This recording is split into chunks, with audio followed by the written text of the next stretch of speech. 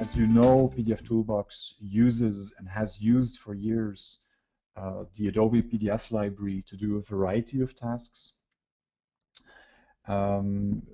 With pdfToolbox 7, you have a new version of the Adobe PDF library included in pdfToolbox. And one of the nice things about that is that the transparency flattening results that you get with this new library are much better than what you had in pdfToolbox 6. So what you're seeing here is a side-by-side of the transparency flattening results in Toolbox 6 and Toolbox 7. Generated at the same resolution. The file sizes will not significantly differ in pdfToolbox 7, but the quality of the transparency flattening is much better in pdfToolbox 7, and that's quite important. And I'll actually add something in the next point about this library. But before we go there, this is not the only new library in pdfToolbox 7. The other thing that happened was that the font library that pdfToolbox uses, and this is a Callas library, that font library is totally renewed as well. If we look at the difficult files that we get in support, the files that people really struggle with in their workflows, in many cases, the problems are still generated by fonts, either corrupt fonts or fonts that are borderline following the rules. Well, this new library that you have, this new font library that you have in pdfToolbox 7 resolves a lot of those issues that we've seen over the last couple of years as well. So that's important. It's not really a visual change, but remember that you have both a new Adobe PDF library included in pdfToolbox 7 and a completely rewritten font library. And both will give you much higher quality while processing PDF files, and in many cases also improved performance while you process those files. Now, I do want to get back to that Adobe library for a second. One of the things that we also got asked for quite a lot has to do with overprint. The Adobe PDF library is good at flattening transparencies. Now, this particular document that I have here doesn't have any transparencies. It only has objects that are put in overprint. And let me see if I can make that clear. If I run a check that shows me all of the vector objects, the filled vector objects on this page, then I can just run over those, and what you can see is that I have in total, there are 6 circles in this document. The 3 on the right-hand side here are put in overprint. Now, if I look at this file using a viewer that doesn't do overprint preview, let's say that I look at it on an iPad, for example, then the result is not going to be what I expect because the overprint is not going to be visible. And it's very hard to find a good solution for that. Now, what I can do in pdfToolbox 7, and I need to go back to my pre-flight profiles for that, is I can run a pre-flight profile here that will flatten these overprints, and this is functionality that you also find in the new Adobe PDF library that is included in pdfToolbox 7, where, let me go back to the check so that I can see what happened here. There we go. You can already see that there are more objects on the page now. The 3 circles on the left are, of course, not changed because there was no overprint in that case.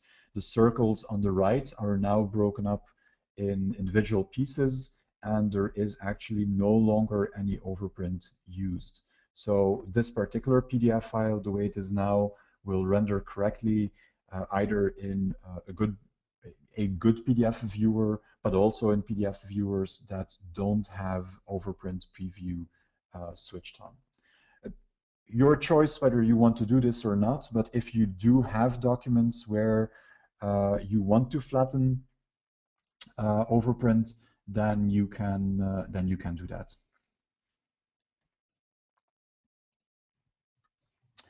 So close this down and show you one case that we still cannot solve with the transparency flattener. This is a document, and this is also something, unfortunately, that happens quite a lot. This is a document that contains spot color, and it has been transparency flattened, and that is a bit of a pity, because now if I try to convert that spot to CMYK, so if I go to a profile where I convert spot to CMYK and I have built a visual comparison check into that profile, we'll see what happens. I'm going to save that again into my results folder. Will take just a second. And what you can see is that the document is processed, but I get a pre-flight error. The pre-flight error says that there is a visual difference between the original and the result. If I scroll to page 3 here, you can see very easily why that is. Let me open up the original again and go to page 3 as well. This looks kind of normal. However, the processed file has these dropped elements here, and this was caused by the fact that the file was transparency flattened, and that changing the spot colors to CMYK afterwards causes visual problems. What you want to do actually is do that conversion from spot to CMYK first and then do transparency flattening. Now we're kind of stuck here, of course, because the only thing we have is this file, and this is what we have to work with. We can't go back to the original file in this case. Well, what you can do in pdfToolbox 7 is, and I've created a preflight profile for that here, is you can convert individual pages in a PDF file to an image. So you can basically, instead of doing that conversion from spot to CMYK, what we're going to do here is convert this page, page number 3, into an image, and that resolves the issue. It's also almost the only thing you can do to resolve that particular issue. If I run that profile, it has been created in such a way that I can specify which page needs to be converted. So in this case, I want to convert page 3. That's the one that has these difficult elements on it. I'm going to do that, and again save that in results.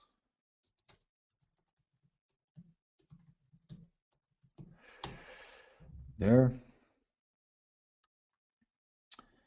And that will again take just a second. And what you can see is that right now it doesn't appear there are many differences that happened. However, if I zoom in, you'll see that there is definitely pixelation going on around the text. So this page has in fact been rasterized. It's been rasterized in this case at 400 dpi, so the quality is quite good. But this allows me to work around the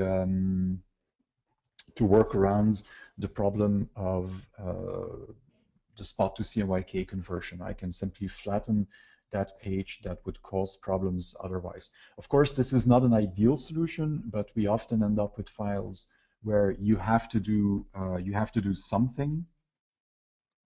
And this allows me, at least for this page, to work around the issue that was caused by the file having been transparency flattened before it came to us. So if you need a solution, and the only solution is to do conversion to an image, pdfToolbox 7 will allow you to do that on a page-by-page basis.